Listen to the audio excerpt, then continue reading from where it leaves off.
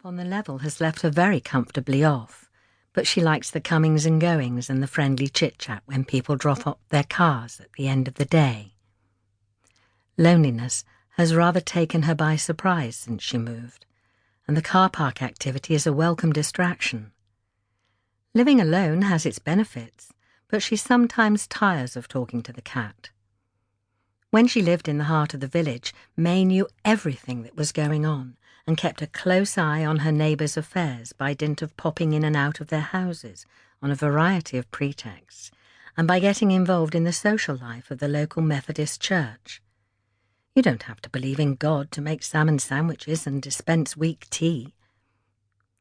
May's new home has weathered well and looks as though it's been there forever, the newer sections blending in seamlessly, with ivy and wisteria covering the joins and close-growing shrubs hugging the walls. There is yellow lichen on the roof tiles, and the door is painted almost the same colour.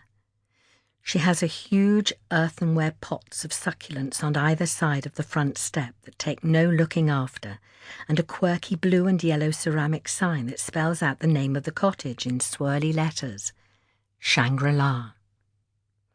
Andy gardens for May whenever he has time, and does a few hours routine office work for a local garden centre when his landscaping business allows or the weather is awful.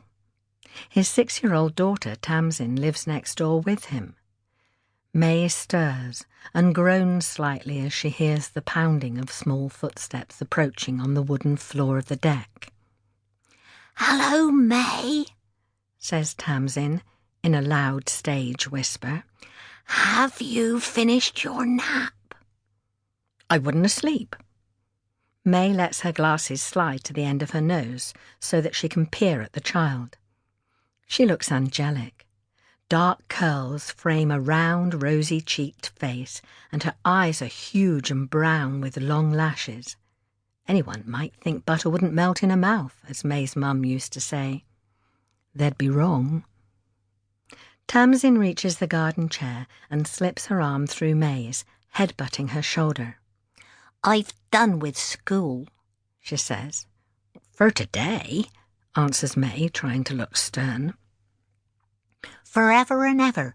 It sucks," says Tamsin.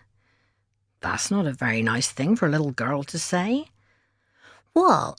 That school sucks, you mean? Summer says it." She sits down on the boards and leans against May's legs. The pressure is comforting at first, but is soon painful. May grits her dentures. "Summer says quite a lot of things that you shouldn't copy, it seems to me. Anyway, you can't just stop going to school, Tam. You've only done a year so far. It goes on a lot longer than that as a rule." "Dad can't make me go," says the little girl, sticking out her bottom lip. Tamsin's eyes are even darker than Andy's, and she's inherited the shaggy curls from him too. May knows there's a regular morning battle to get a ponytail in place. She's heard the screams. Tamsin's already ditched her scrunchie for the day, and her blue cardigan with the crest has disappeared as well, probably under a bush somewhere. "Why don't you like school? Has something happened today? You were fine yesterday when you came round." May often keeps an eye on Tamsin until Andy comes home, if he's not expecting to be long. She's never been keen on children, but this one is different. This one has a mind of her own. "It's just boys," says Tamsin. "Why do we have to have boys?" "Well..." "They're stinky, and they push in front of us when we line up." But some girls push too, and boys often grow up to be grand men like your dad and Tristram, don't they?"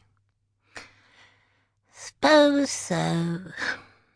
The cat stands up, stretches, and makes his way over to Tamsin. His black fur is slightly dusty due to his habit of rolling in the flower beds. Tamsin looks at him doubtfully. "Dad says I mustn't touch Fossil any more," she says. "Did he? When was that?" "Yesterday.